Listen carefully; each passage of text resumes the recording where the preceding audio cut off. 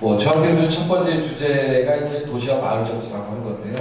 나한테 뭐 마을 정치를 얘기해야 되겠지만, 나 첫 강의니까 이 도시 재생이 왜 필요한가, 어떻게 해야 되는가 하는 이런 얘기. 물론 마지막 강의에 우리 김성균 교수님 하시겠지만, 로빈슨 크루소라고 소설 기억나시죠? 기억나시는데 거기 보면 로빈슨 크루소가 무인도에 떨어져가지고 수십 년 동안 혼자 합니다. 그런데 그 소설은 뭐냐면 이렇게 인간이 혼자서도 살 수 있다는 것을 보여주는 그런 소설이 아니고요. 인간이 사회를 떠나서는 살 수 없다는 것을 보여주는 바로 그런 소설입니다. 왜냐하면 이 로빈슨 크루소가 외딴섬에 떨어지면 어른이 되어섭니다. 그러니까 그 사람은 외딴섬에 떨어지기 전에 이 18세기 산업혁명이 진행되던 시기에 영국 중산층의 생활을 알고 있던 사람이에요. 혼자 떨어졌지만 바로 자기가 영국에서 살던 방식대로 살아가게 되는 겁니다. 그러니까 혼자 살자고 혼자 산 게 아니죠. 만약에요, 로빈슨 크루소가 아주 어릴 때, 그러면 영국 중산층의 생활을 몸에 익히기 전에 아주 어릴 때 섬에 홀로 떨어졌다라고 하면 어떻게 됐을까요? 두 가지일 겁니다. 죽었거나 아니면 살았더라도 다른 동물들과 똑같이 살았을 겁니다. 이게 어릴 때 읽었던 동화책 정글북이라고 하는 책도 나오잖아요. 그 정글북 중에 모구리가 어릴 때 떨어져도 늑대가 길었잖아요. 모구리는 사람의 모습을 하고 있지만 늑대와 똑같이 네 발로 기어다니고 늑대와 똑같이 생식을 하고 늑대와 똑같이 우부짖는 그런 모습이 나오게 되잖아요. 바로 그런 것들이죠. 그래서 인간은 살 수 없다고 하는 건데, 바로 다시 우리가 모여 살게 된 게 얼마 안 되는 거죠. 그래서 이제 함께 모여 살면서 인류가 귀학적인 발전을 했다고 하는 건데요. 실은 이 마을이라고 하는 것, 공동체라고 하는 것은 지금은 아니지만 그 당시에는 이게 1차적 관계, 혈연 관계죠. 우리 옆집, 작은아버지, 그 옆집, 고모네 집, 그 옆집, 사촌동네 집, 이런 식으로 한 마을에 말하면 이제 이 시족 사회가 이루어지게 되는 거죠.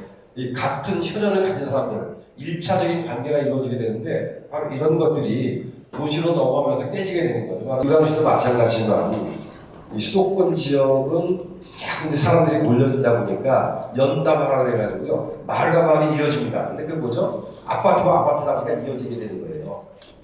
그러니까 우리가 차를 타고 서울에서부터 국도를 타고 고도를 타고 가다 보면 양쪽이 전부 다 아파트만 쫙 늘어서 있잖아요. 고층 아파트만. 바로 그렇게 되는 거죠. 그런 것들이 사실은 어찌 보면 되게 멋있는 거지만 우리한테는 일상적인 풍경인 거예요. 늘 마주칠 수 있는 그런 풍경이 되는 거죠. 우리가 외국 여행 갔을 때 어디 예를 들면 시카고 이런 데 가면 시카고 세계에서 고층 빌딩이 가장 많았던 곳이죠. 지금 중국의 상하이가 고층 빌딩이 세계에서 가장 많다는 거죠. 그 상하이에는 40층 이상의 건물만 2,000개가 넘는다고 해요.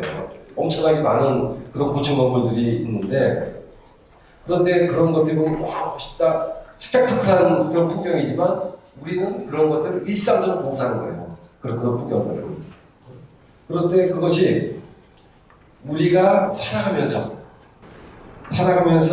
우리의 필요에 의해서 만들어진 그런 풍경이라기보다는 사실은 전문가라고 불리는 사람들이 설계하고 건축한, 말하자면 이 디자이너가 만든 그런 풍경이죠. 우리가 살아가면서 만들어지는 것이 아니고, 예를 들면 우물이 있고 우물에 빨래터가 있고 주변에 집들이, 이런 것들이 우리가 살아가면서 만들어지는 그런 풍경이라면 그런 것이 아니라 이제는 디자이너가 만들고, 그러니까 또 그것은 상품이 잘 팔리는 거죠. 그러니까 똑같은 집이라도 예를 들면 뭐 강이 보이고 산이 보이고 뷰가 좋다 그래가지고 값이 더 비싸잖아요. 그런 것들이 그렇게 되는 거죠. 근데 최근에 이제 이 제주도의 올레길, 서울의 둘레길, 뭐 이런 식으로 해가지고 올레길, 둘레길, 자락길 뭐 이런 식으로 해가지고 걷는 길들이 많이 생겨났습니다. 지방자치단체들이 앞다퉈가지고 그렇게 걷는 길을 많이 만들고, 위험한 곳에 이렇게 뭐 나무를 데크를 깔기도 하고, 또는 새 이렇게 파이프를 깔아가지고 다리 편하게 하기도 하고 이렇게 하는데요. 그런데 이 거기에 불고 있는데 보면 사실은 우리가 왜 그런 게 만들어내냐? 일상생활 속에서 우리가 걸을 수가 없어요. 차들 때문에. 여러분들 여기 들어오시면서 이 주차를 굉장히 고생들 하시죠. 차 보신 분들. 그러니까 차들이 모든 도로를, 그러니까 이건 주차장 공간도 좋기도 하지만 사실 이게 골목골목까지 다 있어가지고요. 굉장히 힘든 거죠.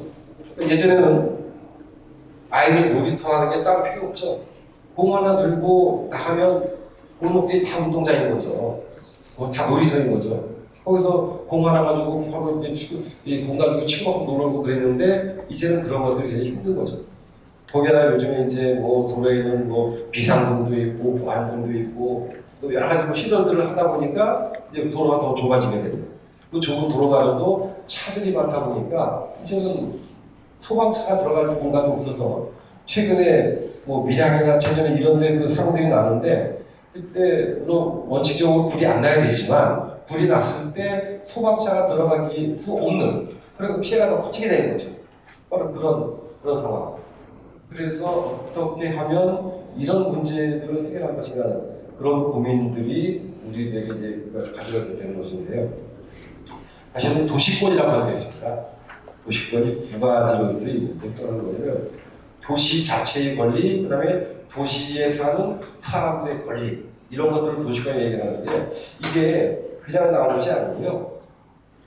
이 2001년에 2004, 2005년에 그 세계 시민사회 포럼이 열리면서 이곳에서 도시에 대한 권리 이런 것들이 논의가 되기 시작했습니다. 2001년에 브라질의 포르투 알레그로라는 도시에서 세계 시민사회 포럼이 열렸는데 여기에서 이 얘기 처음 나왔습니다. 포르투 알레그로는 이 브라질 남쪽에 있는 인구 한 700만 정도 되는 그런 도시라고 하는데 굉장히 큰 도시죠. 그런데 이 포르투 알레그로가 우리한테 알려진 게 두 가지 계기가 있습니다. 룰라 대통령과 같은 정당인 브라질 노동자당 소속의 시장이었는데요. 시의회는 브라질 노동자당이 소수당이었어요. 그러니까 야당이 무조건 반대를 한 겁니다. 그러니까 시민들이 뿔났어요. 그 뿔난 시민들이 도대체 이게 뭐 하는 짓이냐? 우리가 뽑아놓은 시장을 왜 일을 못하게 하냐? 그러면서 우리 가겠다고 나섰습니다. 시민들이. 그래서 시민들이 예산을 들여다보기 시작했어요. 그래서 그러니까 그 브라질 노동자당 출신의 이 포르투 알레그로 시장이 해달라. 시민들이 해달라. 그래서 시민들이 예산을 심의하기 시작했습니다. 그러니까 야당 의원들이요. 시민들이 하는데 그걸 막지를 못하는 게 나중에 그 시민들한테 잘못 보이면 그 다음 선거에서 자기가 안 뽑아줄 거잖아요. 그래서 하게 됐는데 그래서 심의 물론 예산을 다 할 수 있는 건 아닙니다. 예산의 일부를 심의했죠. 그래가지고 그것이 전 세계로 퍼져났는데요. 그 당시에 포르투 알레그로에 갔던 우리나라 참가자들이 그걸 보고 우리 하면 좋겠다고 되어와서 2002년에 지방선거 때 이 주민참여 예산제가 선거 공약으로 나왔고요.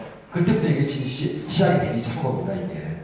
그래서 그 당시에 이제 울산 북구, 광주 북구, 대전 동구 이런 데가 이제 시범적으로 시작을 해가지고 지금은 거의 전 지역에서 하고 있는데 이 도시대생 이 포르투 알레그로시에서 주민참여예산의 성과가 뭐냐면 포르투 알레그로가 이 하수 정부율이 20%밖에 안 된답니다.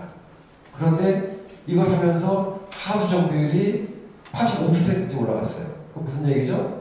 시민들이 생활에서 가장 불편한 것부터 요구하기 시작한 겁니다.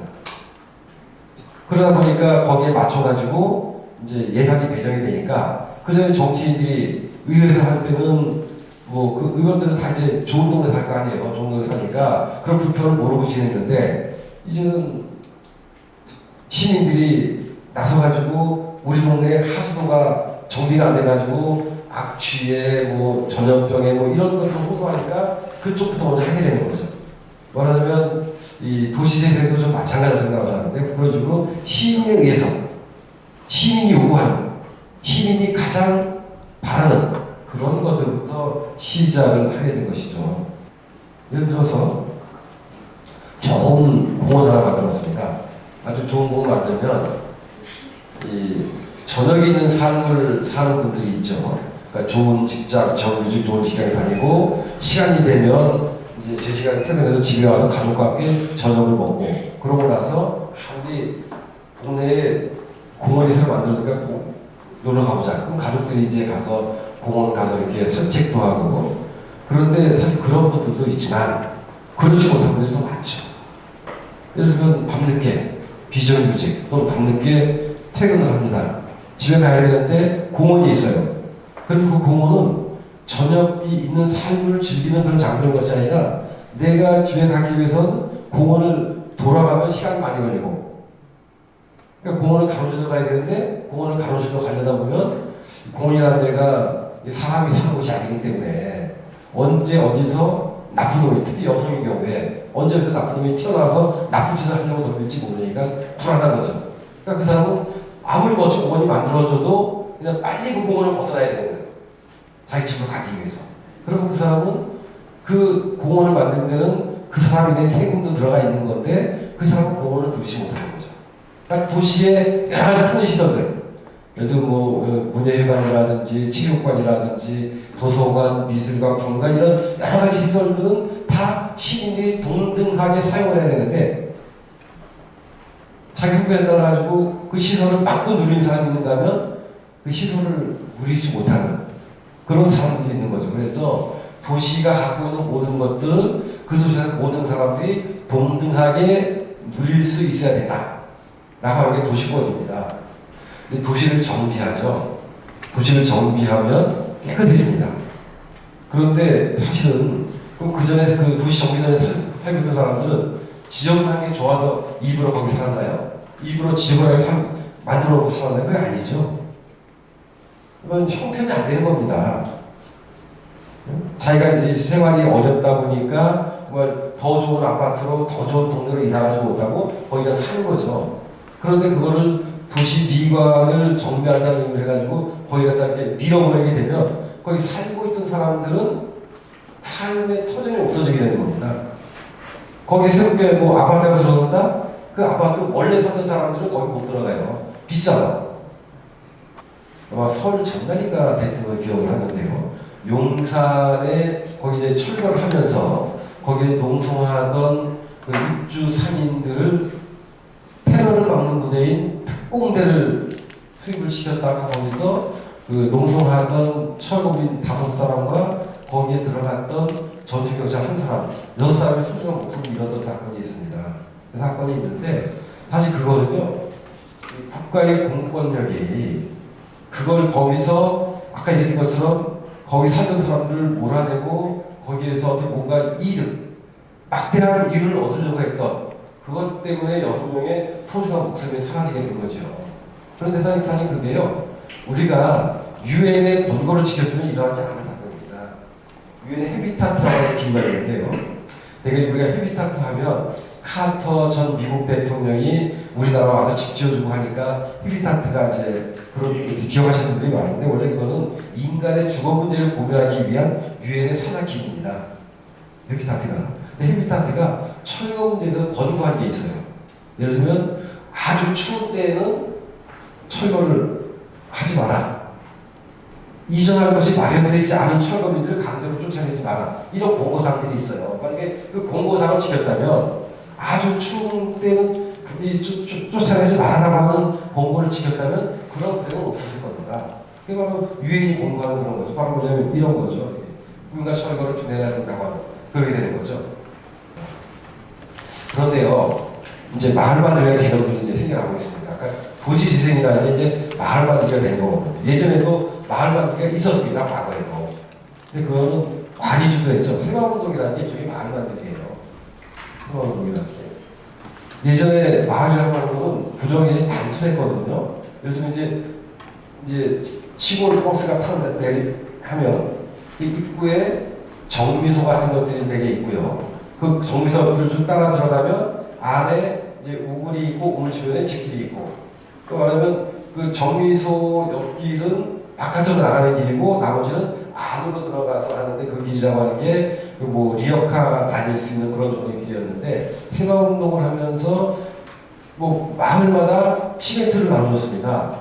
그러니까 시에서 나누니까는 마을 사람들이 열심히 나와가지고 거기서 이제 이 낮에 돈이라고 와서 저녁 때 이렇게 와서 그 하면서 뭐 이게 말하자면 이제 세면 공구리길이죠. 그 당시 말로 세면 공구리길을 만들고 그러면서 이제는 바깥에서 차들이 들어오는 구조가 됩니다. 그렇게 되니까 마을이 우물을 죽이고 하나로 뭉쳐 있어도 마을이 이제는 그 길을 통해 가지고 바깥으로 나가는 그러다 보니까 마을이 깨져나가게 되는 그런 새마을운동에 여러 가지 뭐 폐해가 있습니다만 저는 그 중에 하나가 마을 공동체를 깨뜨리는 계기가 된 것이 아닌가 하는 그런 생각이 드는데요. 그런데 지금 말씀드린 것처럼 그 당시 새마을운동은 정말로 어떻게 살아야 되는가 이런 문제 제기가 아니라 그냥 새마을운동을 해라. 어떻게 하냐? 시멘트를 줄 테니까 도로 만들어라. 그래가지고 뭐 이 도로 닦고요. 그 다음에 초가 지붕 이거 개량해라. 슬레이트 지붕 갖다 이렇게 하고 이런 식으로 하다 보니까 이제는 물리적인 환경만 개선을 하는 거지 그 사람들이 그 안에서 삶의 질 자체에 대한 고민은 없었던 그렇게 되는 거죠. 거기에다가 이게 관에서 주도하다 보니까 관에서는 성과를 내야 되잖아요. 그러니까 성과를 내려고 하다 보니까 이제는 자꾸 이제 계획을 짭니다. 그래서 저는 이제 계획 강박증이라고 하는데 그러니까 공무원들이 계획 강박증에 걸려가지고요. 하다 보니까는 이제 표준화를 시킵니다. 똑같은 것들이 만들어지게 되는 거예요. 그러니까 어디 가나 다 똑같은 슬레이트 지금 이렇게 되는 거죠.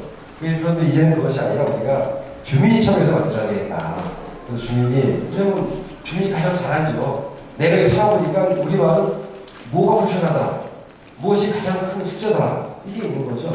아까 이 브라질 꾸르크 알레그로에서 시민들이 예산을 심의하면서 가장 먼저 하수도 정비 예산을 많이 배정을 해서 하수 정비를 끌어올린 것처럼 시민들이 가장 필요한 가장 가려운 것을 긁어줄 수 있는 그런 것들이 되는 거죠.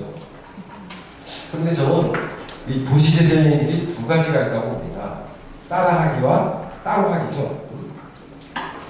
따라하기와 이제 따로 하기죠. 이제 구별짓기가 되는 건데. 왜냐면 따라하기는 어떻게 되죠? 예를 들면 유광실을 도시재생한다? 그러면 뭔가를 따라한다면 어디를 따라하게 될까요? 의왕시보다 더 나은 곳을 따라하려고 하겠죠. 어딜까요? 서울이겠죠? 서울 어딜까요? 강남이겠죠? 서울의 강남을 따라하는 거죠. 강남과 똑같이 하는 거예요. 그런데 이 구별짓기 따로 하기라고 하는 건 뭐냐면 그냥 강남과 우리는 다르다. 강남은 허허벌판의 도시로 큰 거지만 의왕시는 뭐 여기 주변에 산도 많고 그다음에 이제 여기 이제 뭐 이렇게 그린벨트 지역도 많고 또 저쪽에 뭐 저기 철도와 관련된 공공부지도 있고 이렇게 되니까 이런 속에서 어떻게 해야 되냐는 이게 달라져야 되는 거죠. 그러니까 강남으로 흉내낼 것이 아니라 의왕에 맞춰서 의왕의 자연적인 환경, 인문적인 환경, 지리적인 환경 여러 가지 환경에 맞춰가지고 따로 해야 되는 것이죠. 그러니까 따로이라고 하는 것은 바로 정답 추격입니다. 정답은 뭐죠? 제2의 강남이 되는 것. 이게 정답이죠. 여러분들 뭐 여러 가지 뭐 도시 재생 또는 뭐 이 아파트 단지 이런 것들 광고 같은 거 보세요. 건설회사들이 아파트 단지 개발하면서 내세우는 광고가 뭐 제2의 강남, 황태의 강남 뭐 이런 식으로 이제 많이 하게 되는 거죠. 그게 정답이 있는 거죠, 그게. 그러다 보니까 거기는 똑같은 것들을 보다 빨리, 보다 많이, 보다 빠르게 짓는 것. 그러다 보니까 붕어빵 모양의 이 아파트 단지들이 생겨나게 되는 거죠. 중국은 건축법이요. 똑같은 건물을 못 짓게 되어 있습니다. 그럼 아파트 단지, 아파트 10동이면 10동이 모양이 다 달라야 돼요. 모양이. 우리나라는 아파트들이 다 똑같잖아요. 근데 거기에 이렇게 숫자가 없으면 찾아가기 힘든. 그렇게 되는데 중국은 모든 건물을 다 이렇게 하다못해 뭐 창문 하나라도 바꾸고 변형을 시켜가지고 모든 아파트랑 똑같으면 안 됩니다. 그래서 똑같은 건물을 짓지 못한 법이 해놨는데 우리나라는 뭐 붕어빵처럼 쫙 그러니까 전국 어디 가나 예를 삼성대면 전국 대랑 똑같이 생겼잖아요. 뭐 롯데 낙천대 아파트도 전국 어디 가나 똑같이 생겼잖아요. 근데 그것이 아닌 거죠. 또 그러다 보니까는 따로 하다 보면 어떻게 되죠? 보존하기보다는 개발하는 것. 그 다음에 옛날보다는 새로운 것. 바로 이런 것들을 막고 싶어 하는 거죠. 그러니까 강남은 서울이지만 서울이 아닌 거죠. 강남은 세계 어디 갔다 놔도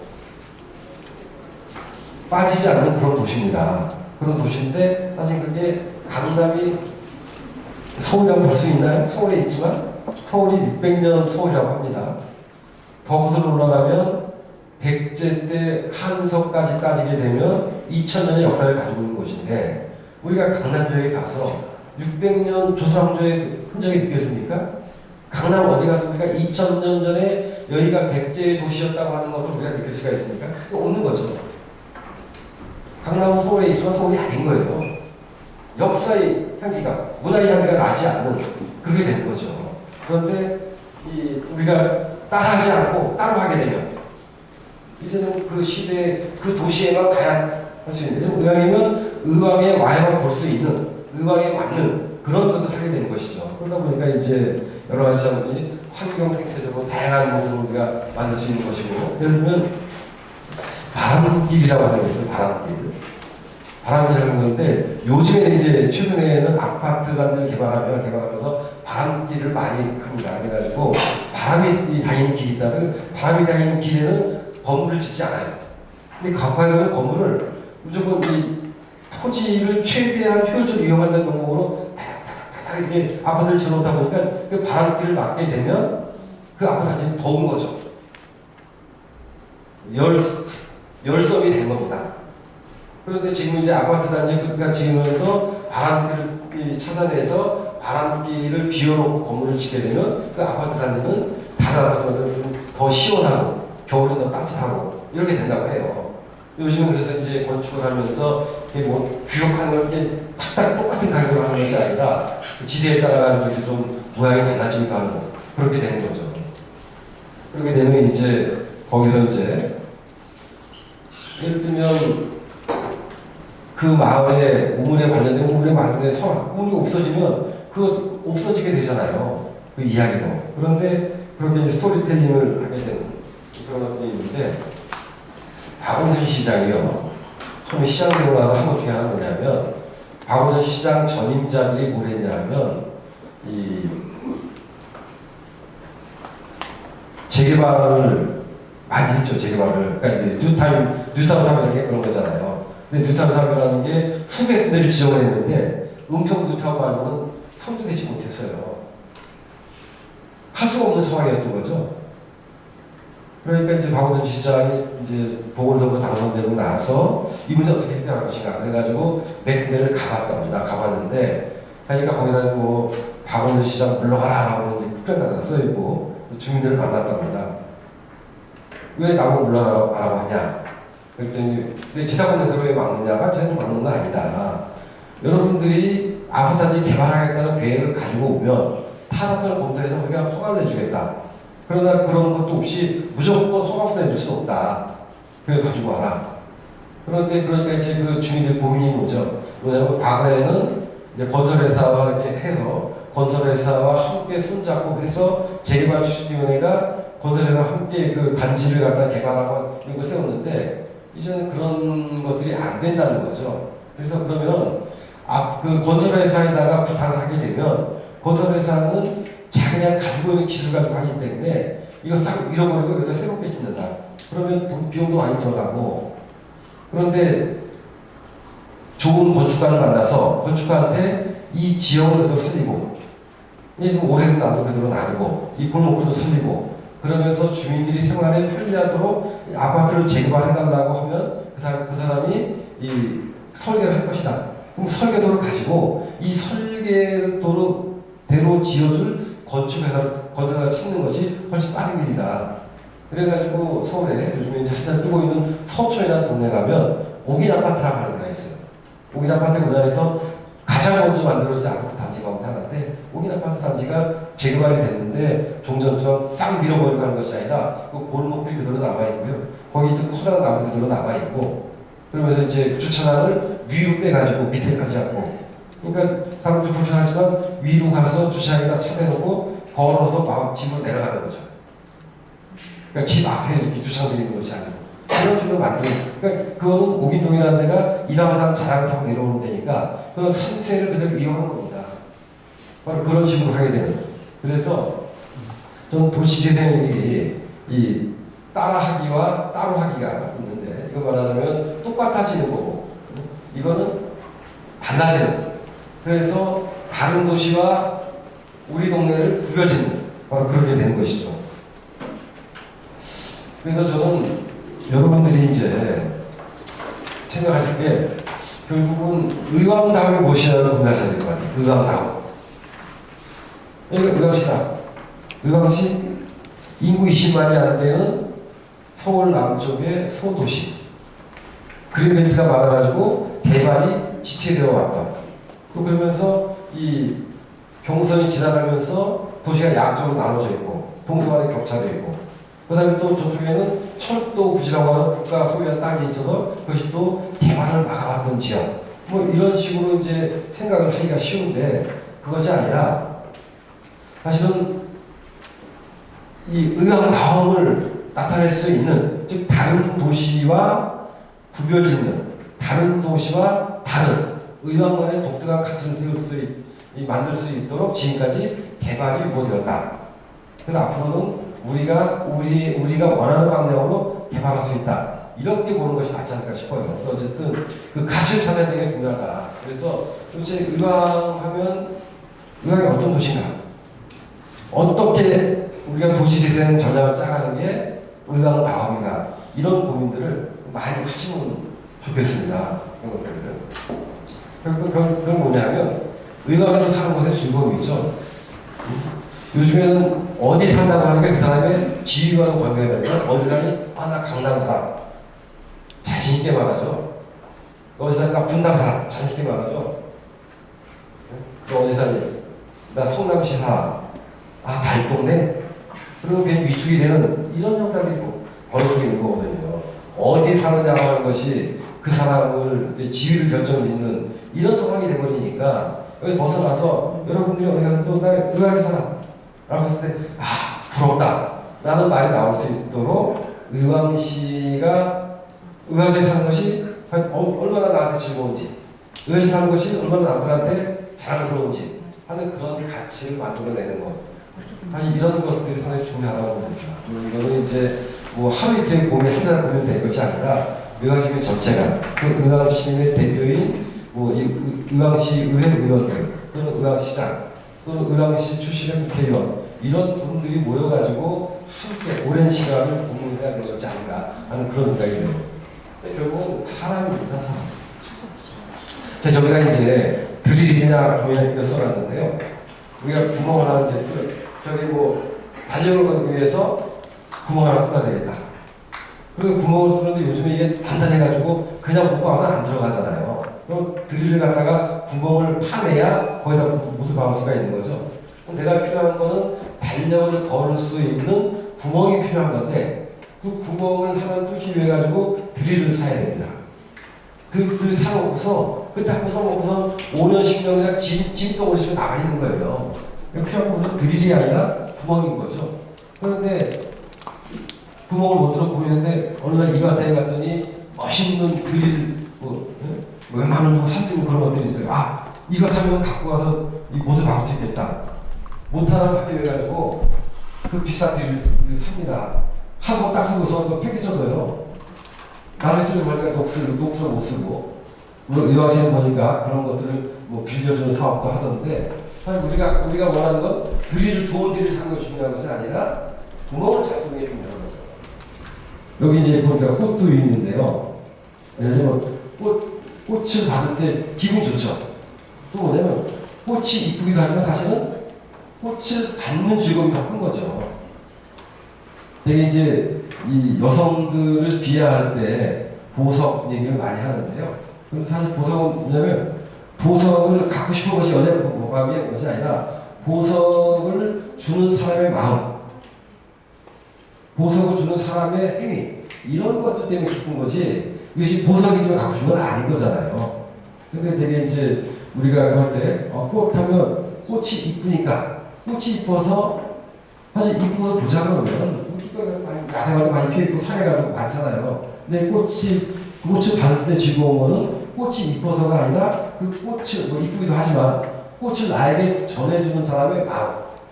그게 고마운 거죠. 그게 즐거운 거죠. 마찬가지로 여기 의왕시에 살아가는 것도 요즘 의왕시 아파트 값이 비싸가지고 좋은 것이 아니라 내가 의왕시에 사는 것이 즐겁고 집에서 누리는 즐거움 이런 것들 때문에 좋은 것이 우리가 거기서 아파트 값이 얼마 이거 중요한 건 아닌 거죠. 가끔 어디 이제 서울에 가다 보면 학숙이라는 건물들이 있어요. 그게 뭐냐면 전남 학숙 이건 뭐냐면 전남도 출신인데 서울에 가서 대학 다니는 사람들 이제 기숙사가 비싸고 하니까 아주 싸게 거주하게 만들어주는 이제 기숙사 같은 겁니다. 제주 학숙, 전남 학숙 이런 식으로 그런 것들이 있는데 저는 그거 볼 때 좀 짜증이 나요. 왜냐하면 물론 그 가난한 대학생들 뭐 이렇게 뭐 임대료가 비싸기 때문에 알바하느라 공부를 못하는 사람들을 위해서 해주는 건 좋지만 그 문제는 뭐냐면 그렇게 혜택을 받은 사람들이 예를 들면 내가 전원 출신인데 내가 운 좋게 전원학생에 들어가서 내가 임대료 거기다 공부를 했다. 그래서 그러면 그 사람들이 어떻게 되죠? 고향에 돌아가서 전라도에 가서 삽니까? 다 서울 살아요. 그 사람 어디서 돈 쓰니까 다 서울에서 돈 써요. 세금 어디 냅니까? 다 서울에 세금을 내요. 그렇게 내가 서울 와서 공부할수록 이 혜택을 베풀어준 내 고향에 돌아가서 내 고향을 위해서 거기서 일하고 하는 것이 아닌 거죠. 물론 이제 좋은 일자리, 그런 일자리가 서울과 서울에 집중돼 있다 보니까 그런 면도 있지만 어쨌든 그것보다 오히려 서울의 학습을 만들 것이 아니라 오히려 그 서울에는 대학을 못 갔지만 그 자기 지역의 대학을 다니면서 나중에 그 지역에 취직을 해서 그 지역에서 일할 사람들한테 도와주기 위해서 만든 것이 아닌가 하는 저는 그런 생각이 가끔 들어가지고요. 그런 거 보면 좀 짜증이 납니다. 그래서 세금은 다 지역에서 내는 건데 혜택 받는 사람이 나중에 다 서울에 와서 서울을 위해서 할 것이 아닌가 그런 생각이 들어가지고 하는데요. 어쨌든 그렇게 모든 것이 서울로 몰리는 이런 중앙 집중 구조를 깨야 되는 겁니다. 사실은 수도권도요, 이 서울의 문제도요, 인구가 분산되면, 지방구가 되면 해결이 됩니다. 서울의 집값이 왜 비싸죠? 사람들이 몰려드니까 집값이 비싼 거예요. 서울의 교통체증이 왜 심하죠? 차들이 다 서울로 몰려드니까 그런 거거든요. 서울의 뭐 주택 문제, 뭐 여러 가지, 서울에 미세먼지가 가득하죠? 미세먼지. 또 뭐 전국이 다 비슷하지만 서울이 특히 심한 거는 서울에 많은 사람이 살기 때문인 거죠.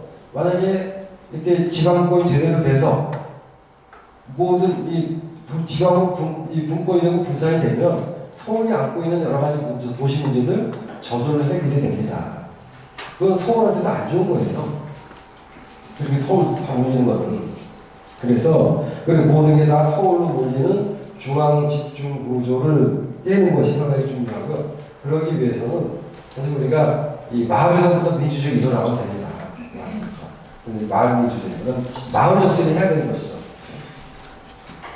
사실 우리 참여를 많이 하는데 사실 우리가 아주 거치게 표현하면 참여라고 하는 것은 잘 모르는 사람들이 하는 거예요. 공무원처럼 그 업무에 대해서 정통한 사람들이 하는 것이 아니라 그 업무에 대해서 잘 모르는 시민들이 그 업무에 영향력을 미치려고 하는 게 참여가 되는 겁니다. 그런데 그게 어떻게 보면 잘 모르는 사람들이 하다 보니까 시간도 많이 걸리고 비용도 많이 들고 엉뚱한 결정을 할 것 같지만 결과적으로 두고 보게 되면 그게 오히려 더 빠르고 그게 오히려 더 값싸고 오히려 더 그게 바른 결정을 내리는 경우가 상당히 많습니다. 대표적인 게 이제 방패장 문제 같은 거죠. 우리가 이제 원자력 발전을 하면서 이제 이 원자력 발전하고 남은 이 핵찌꺼기, 이 찌꺼기를 잘 보관해야 되는데 이 방패장 문제를 놓고서 정부가 이걸 빠르게 해결하려다가 오히려 수십 년 동안 많은 갈등이 피어왔어요. 20 몇 년 전에요. 어느 날 정부가 갑자기 발표합니다. 핵폐기장을 짓지 않으면 큰일 난다. 핵폐기장을 지어야 된다. 핵폐기물 천장을 지어야 된다. 그래가지고 처음에 그걸 갖다가 안면도라고 하는 데 지으려고 했어요. 안면도 주민들이 결사적으로 반대했죠. 그래가지고 안 됐습니다. 그러니까 인천 앞바다에 있는 구록도라는 섬에다 하려고 했어요. 그러니까 구록도에 하려고 하는 거는 또 환경을 아직 반대했습니다. 왜냐하면 그 섬이 안전하다 보장도 없고, 그 다음에 또 섬에 해군 촬영을 만들게 되면 어떻게 해야 되죠? 배가 싣고서 이동을 해야 되는데, 그게 배에서 바다에 사고가 나게 되면 바다 전체가 다 죽어버리는 거예요. 바다 전체가 다 방사능 오염이 되는 겁니다. 여러 가지 문제들이 있어서 반대가 됐어요. 근데 왜 구록도냐? 구록도가 거기에 이렇게 뭐 여러 여건이 좋아서 하는 것이 아니라 사람이 별로 안 살고 있기 때문에 반대가 심하지 않기 때문에 하려다가 실패했습니다. 그러다 보니까 이게 한 20년 넘도록 못했어요. 그런데 그 당시에 국민들 막 윽박질 넣었거든요. 그러니까 당장 아주 큰일 난다고 했는데 20년 동안 아무 일이 안 일어났어요. 그런데 갑자기 또 이제 지어야 된다 라고 해가지고, 그러니까 이제 김대중 대통령이 이제 그만두기 일주일 전에, 그러니까 아마 이제 후임자인 노무현 대통령의 부담을 덜어주기 위해서 그런 거죠. 갑자기 4군데를 지정했어요. 이 4군데 중에 한 군데를 방패장 유치 지역으로 유치하겠다라고 하는, 방패장 짓겠다라고 하는 했거든요. 그러니까 4군데 다 반발을 했죠. 반발했어요. 그런데 갑자기 전라북도 부안의 부안구수가 대통령한테 전화를 걸어가지고, 우리 부안에다 시켰습니다. 그러니까 대통령이 고맙다 이렇게 해가지고 그분이 해결되는 줄 알았더니 부안 사태가 시작이 된 거죠. 부안 주민들이 반대했습니다. 부안이라는 데가 인구가 아주 몇 명밖에 안 되는데 8,000명의 경찰들이 상주해 있어요. 그러니까 실제로 주민보다 더 많은 경찰이 상주하게 되겠죠. 그래가지고 오랜 시간 동안 싸우다가 이제 경주로 결정이 됐죠. 주민투표를 통해가지고 경주에서 경주도 유치가 되면서 부안사가 끝났는데, 그때 그런 것들에 대해 가지고 그래서 20몇 년 전부터 지금까지 그것 때문에 들였던 비용들, 또는 거기 이 부안에서 8,000명의 이 경찰들이 부안에 상주하면서 시민들과 몇 달 동안 싸워왔던 일들, 또는 안면도 사태, 또는 뭐 구록도 사태, 이런 것들을 보게 되면 거기 얼마나 많은 비용이 들어갔습니까? 얼마나 많은 시간이 들어갔어요. 결국 처음부터 핵은 깨끗한 안전한 에너지가 아니다. 그러다 우리가 석유가 나지 않는 나라이기 때문에, 또 우리나라가 산업화를 이루는 데는 석유가 꼭 필요하기 때문에, 이거 꼭 필요하기 때문에 우리가 이 에너지를 해결책을 원자력 발전을 찾았다. 정부가 최대한의 이 원자력 발전의 안전을 최대한으로 유지하기 위해서 노력하겠다. 이렇게 국민을 선택을 해야죠. 그게 아니라 세계에서 가장 깨끗하고 가장 안전한 에너지, 이거 국민 수비는 거짓말입니다. 정말로 에너지가, 정말 원자력 발전소가 정말 그렇게 깨끗하고 안전하다면 서울에 지어야죠. 서울 정리 가져가 있는데 강남에 지어야죠. 강남이 가장 거의 전기를 많이 쓰니까. 그런데 그렇게 짓지 않잖아요. 그러니까 국민들한테 이렇게 거짓말하면 안 되는 거죠. 네. 그렇잖아요. 그렇게 국민들한테 그렇게 하면 안 되는 거죠. 저는 그래서 결국 시민들이 참여한다고 하는 것은, 국민들이 참여한다고 하는 것은 당장은 그게 시간도 걸리고 돈도 많이 들어가는 것 같지만 결과적으로 그게 더 싸다. 그게 결과적으로 더 빨리 결정된다. 그렇게 되면 일단 그렇게 결정되고 나면, 시민이 참여 결정되고 나면 그때는 시민들이 불만이 없잖아요. 그러니까 갈등도 없어지는 거죠. 그러니까 어쩌면 시간이 많이 걸리는데 그 과정에서 갈등이 다 해소되기 때문에 그런 거죠. 예를 들면 얼마 전에요, 의왕, 그 다음에 군포, 안양시 통합하자는 얘기가 있었습니다. 그래가지고 통합하기로 결정을 했어요. 했는데 그 당시에 과천 의왕의 국회의원하던 안상수 의원이 자기 지역구가 잘려나가게 되잖아요. 그러니까는 안 된다고 반대를 하는 바람에 그 결정이 부산되고 말았는데, 그렇게 의왕, 군포, 안양 하나 묶으려고 하는 게 있었는데, 사실은 이게 문제가 있어요. 왜 문제가 있냐면, 그때 이걸 갖다가요, 주민들의 뜻을 물어보지 않았어요. 주민투표 안 했습니다. 주민투표 규정이 있어요. 그리고 특히 이거 이제 그 법상에는 이 지방자치단체의 폐치 분화, 폐를 없애는 거, 치 새로 만드는 거, 분 크니까 나누는 거, 장로 합치는 거. 그래서 패치 분합은 반드시 준수해야 된다는 규정이 있는데, 근데 그 당시에 정부가 이거 빨리 성과를 내기로 해가지고 시의회가 동의하면 주민투표를 안 해도 된다 이렇게 하는 바람에 이 시의회 차원에서 결정이 되고요. 그 당시에 의왕시민도, 안왕시민도, 또 군포시민도 여기에 대해서 의견을 물어보지 않았어요. 물론 이제 이게 그 통합이 이루어지지 않은 것은 안상수 의원이 자신의 정책 이해관계 때문에 이걸 갖다가 무시하는 바람에 그 당시 안상수 의원이 한나라당 대표였거든요. 그러니까 한나라 대표니까 한나라 내에서 발언이 상당히 강하죠. 힘이 세죠. 그러니까 그걸 갖다가 억지로 무산시켰지만 그때 통합이 이루어졌다 하더라도 과연 이게 시민의 뜻을 물어보지 않고 이루어진 통합이 과연 제대로 진행이 됐을까 이런 것도 우리가 생각해 볼 필요가 있는 거죠. 이렇게 주민들에게 의사를 물어봐야 되는 거죠. 모든 정책을 그렇게 할 수는 없겠지만 어차피 아까 말씀드린 것처럼 시민들의 관심이 높은 또 시민들의 이해관계에 관련있는 또는 시 전체의 운명과 관련되는 이런 것들에 대해서는 사실은 시민들의 의견을 물어볼 수 있는 이런 것들을 만들어야 되는 거죠. 그래서 시민들의 이야기를 들어야 됩니다. 듣는 걸로 끝나는 것이 아니라 시민들의 의견이 합리적인 절차를 거친 거라면 시민들의 의견을 따라줘야 되는 거죠. 지방의회는 원칙적으로 개방하도록 되어 있습니다. 그 회의를 공개하도록 되어 있습니다. 그러니까 신분증만 가지고 있으면 누구라도 가서 박수할 수 있어요. 또 내가 뽑아준 시장이 잘하는지 그걸 직접 볼 수 없으니까 시의회를 통해서 볼 수가 있는 거죠. 그래서 그렇게 하는 것이 마을민주주의의 척도입니다. 라는 것을 말씀드리도록 하고요. 오늘 제 강의를 마치고 혹시 궁금하신 게 있으면 질문을 받도록 하겠습니다.